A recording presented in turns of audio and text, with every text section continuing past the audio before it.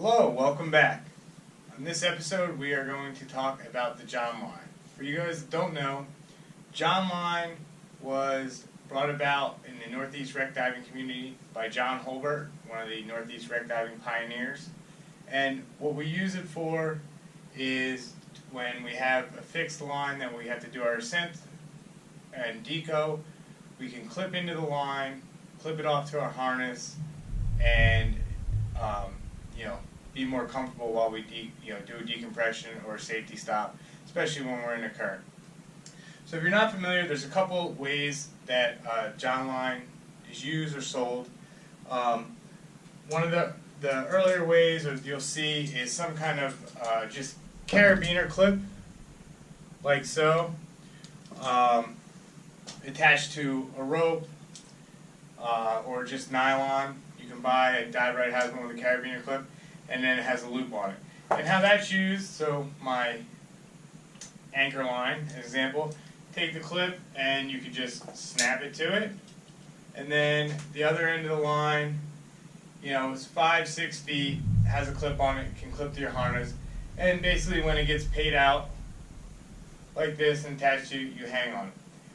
I don't like this system because, one, it slides up and down the line pretty freely, and I don't like these suicide type carabiner clips because they can actually catch, you can clip them into thicker line and then get them off. So the other option or way the Jon Line was basically just a loop in the end of a rope with a clip on it. So I just turn this one around and you just put it around the rope, pull it, cinch it down tight, and it just loops to itself like so, and then again you clip it off to your harness. This works well. It doesn't have any movement, and you can see, if the anchor line is going up and down in the waves, you're off of it, you're not holding on, and it makes it more comfortable. What I dislike about this system is, in a strong current, it's very difficult to break this loop off and disconnect, and you have to break it and then slide it up the next 10 feet.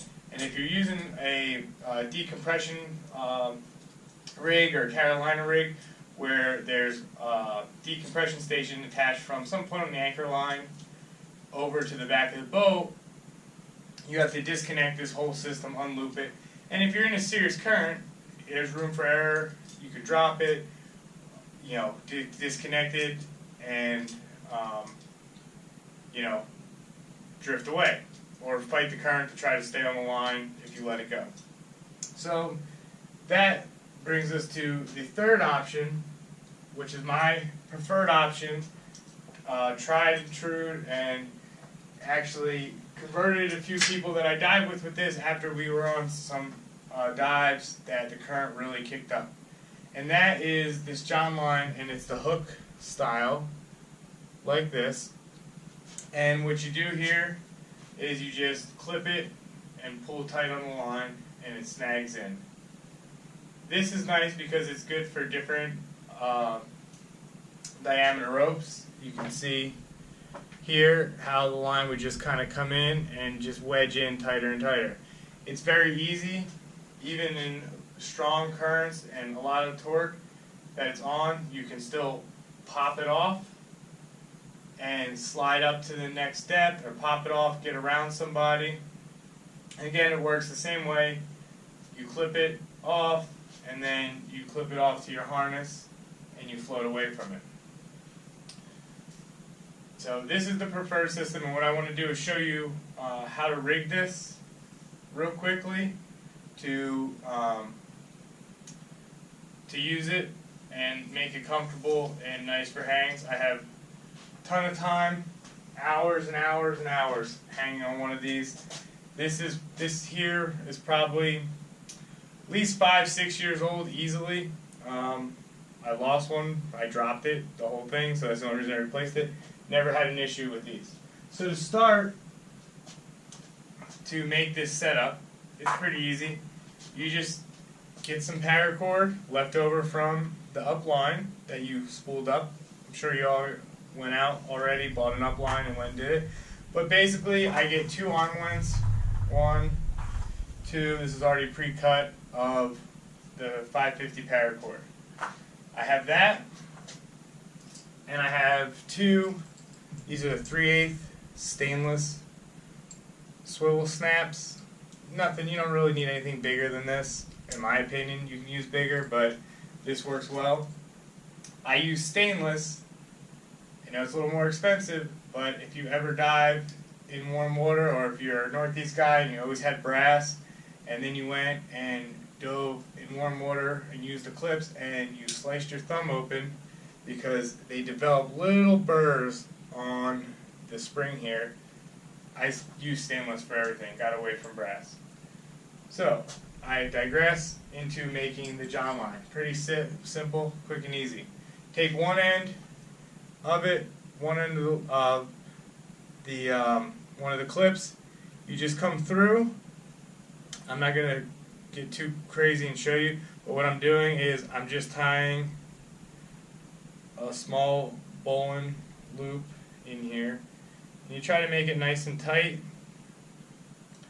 As small, I try to get it as small as I can. The loop doesn't need to be big. You just adjust it. So I got one. Go to the other end of this, and I'll show you when I'm done tying it what it looks like. And I tie the other one with another bowline. If you don't know how to tie that, go online. There's a ton of videos, but you need to learn that.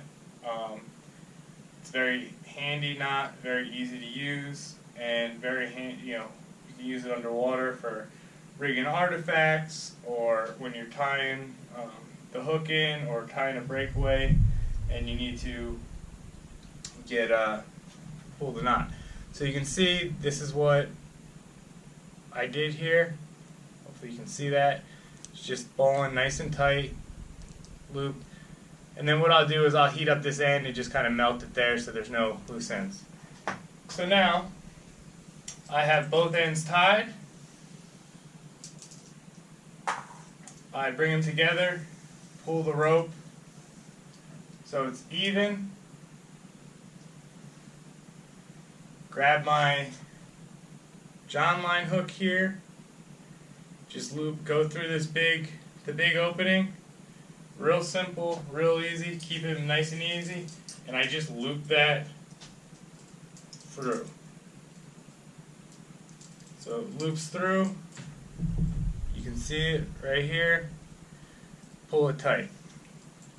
And that's it. We're almost done. It's pretty simple, pretty basic. It's not going to go anywhere. This can slide on here, which is okay. I'll show you why in a minute.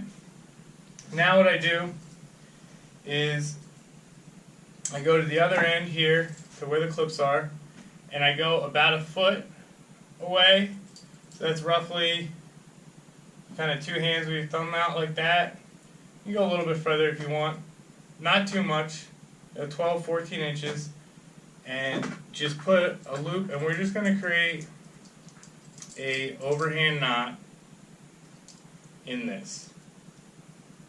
And you want to make sure before you cinch it down too tight, get your clips in here like that, and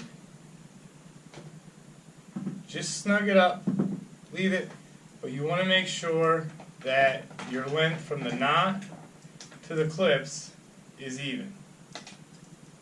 And then you can pull that tight and you're done. Now, the reason I say that is because what we did is, with that 12 to 14 inches, created a Y, and that is where we're going to clip off to our harness on each shoulder D-ring to make it nice and comfortable. Alright, so that's it. Quick, easy. So I'm going to show you how I stow it. So you just take it, and you slide this end down a little bit, like so, and just wrap it. Couple wraps, and then I start to get over to the big section, and I keep wrapping it nice and tight, And this is quick, easy, works. And you just kind of wrap it around, and then when you get to the Y, you just take one and you keep wrapping it until you get the clip like this. Then you take the other Y and you wrap it a couple times around like this, and then you open the gate and you go around and you get it so it gets inside the gate, and it kind of locks it up like so. And then I take this and just dump it through. Now it sits just like this, and what I do is this just gets clipped off inside my pocket. So I'm going to throw my harness on here just to show you, kind of see it in action. Alright, so I went down, did my dive, finally looked, well, on the rebreather, finally looked at the time to surface and said, alright, I don't want to hang any more than that, let's go up. So we get up, and now it depends on the conditions. What I typically do, if I know there's going to be current, because on the way down there was and it dropped out, or if there's current on the bottom, I will reach in my pocket, get my Jon Line out, again here, and just either clip it off, the shoulder D-ring so it's ready, or as I'm coming up, before I get to my first stop, I'll get it out of my pocket and start to get it ready. So I came up, I got my Jon Line out, I'm at my first stop, but there's no real current, so I'm starting my 1 minute stop, and now I just take it out, unwind it, and usually once it's out of the clip, I just kind of let it go, and it just kind of falls down, unravels, or you just unravel it, and you can do this, if there's a little bit of current, you can do this with one hand, you can be holding on, and just kind of, and pulls out.